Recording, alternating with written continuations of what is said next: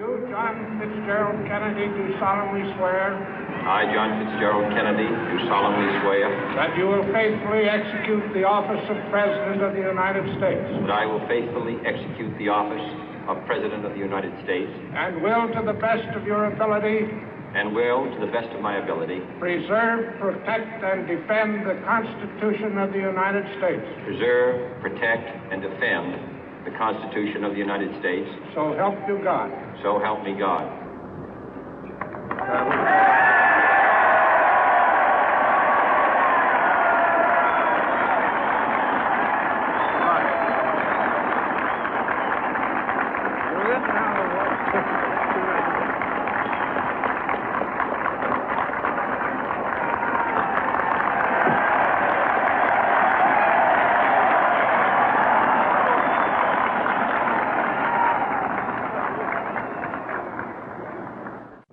Vice President Johnson, Mr. Speaker, Mr. Chief Justice, President Eisenhower, Vice President Nixon, President Truman, Reverend clergy, fellow citizens. We observe today not a victory of party, but a celebration of freedom, symbolizing an end as well as a beginning, signifying renewal as well as change. For I have sworn before you and Almighty God the same solemn oath our forebears prescribed nearly a century and 3/4 ago. The world is very different now, for man holds in his mortal hands the power to abolish all forms of human poverty and all forms of human life. And yet the same revolutionary beliefs for which our forebears fought are still at issue around the globe. The belief that the rights of man come not from the generosity of the state, but from the hand of God. We dare not forget today that we are the heirs of that first revolution. Let the word go forth from this time and place to friend and foe alike that the torch has been passed to a new generation of Americans born in this century, tempered by war, disciplined by a hard and bitter peace, proud of our ancient heritage, and unwilling to witness or permit the slow undoing of those human rights to which this nation has always been committed and to which we are committed today at home and around the world.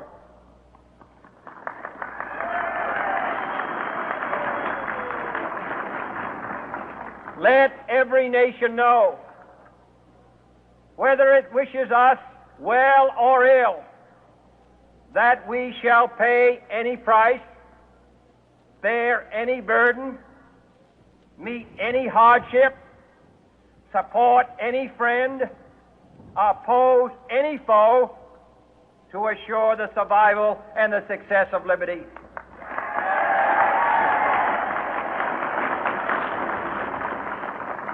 This much we pledge and more.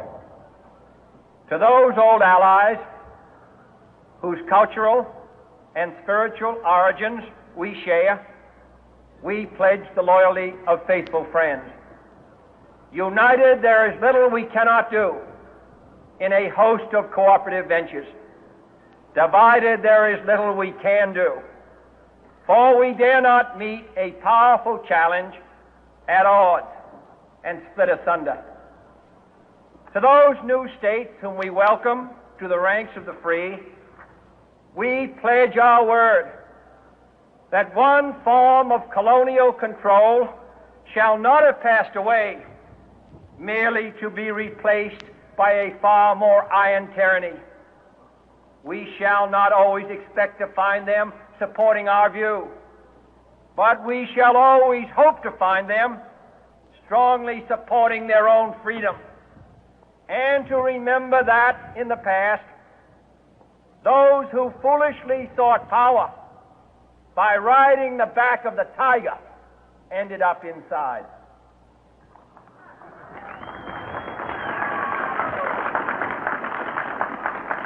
To those people in the huts and villages of half the globe struggling to break the bonds of mass misery, we pledge our best efforts to help them help themselves for whatever period is required, not because the communists may be doing it, not because we seek their votes, but because it is right. If a free society cannot help the many who are poor, it cannot save the few who are rich.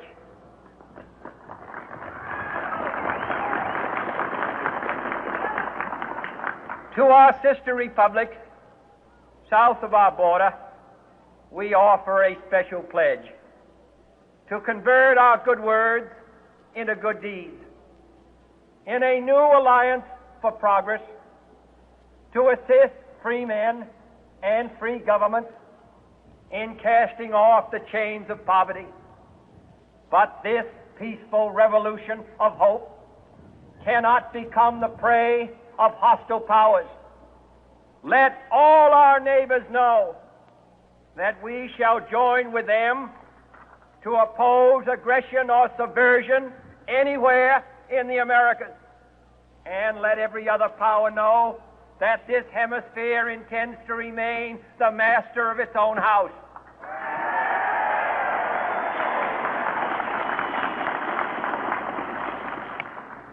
To that World Assembly of Sovereign States, the United Nations, our last best hope, in an age where the instruments of war have far outpaced the instruments of peace, we renew our pledge of support to prevent it from becoming merely a forum for invective, to strengthen its shield of the new and the weak, and to enlarge the area in which its writ may run.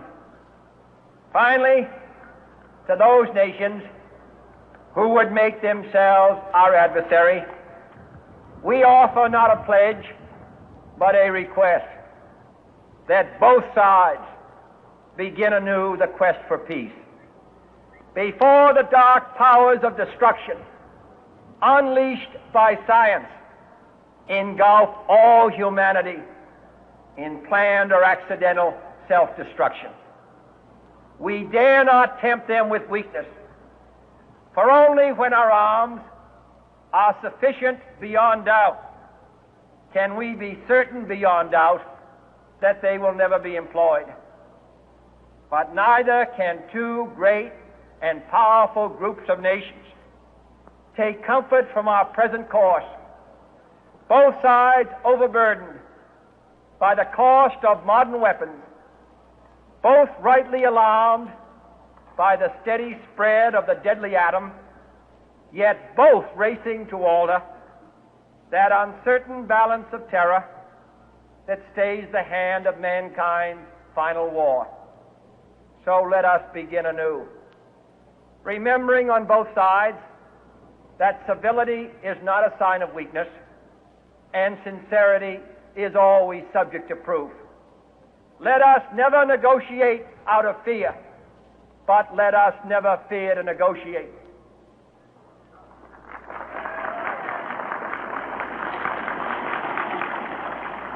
Let both sides explore what problems unite us, instead of belaboring those problems which divide us. Let both sides, for the first time, formulate serious and precise proposals for the inspection and control of arms, and bring the absolute power to destroy other nations under the absolute control of all nations.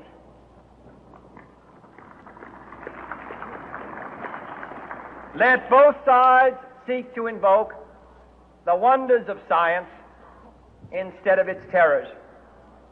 Together, let us explore the stars, conquer the deserts, eradicate disease, tap the ocean depth, and encourage the arts and commerce. Let both sides unite to heed in all corners of the earth the command of Isaiah to undo the heavy burden and let the oppressed go free.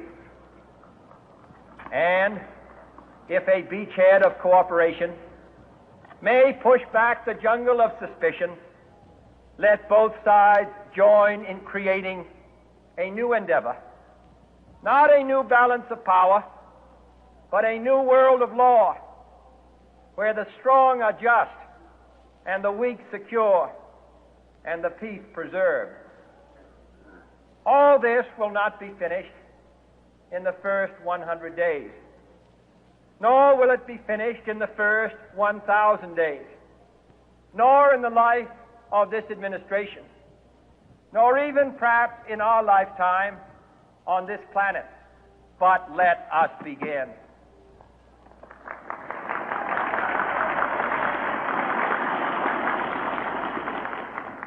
In your hands, my fellow citizens, more than mine,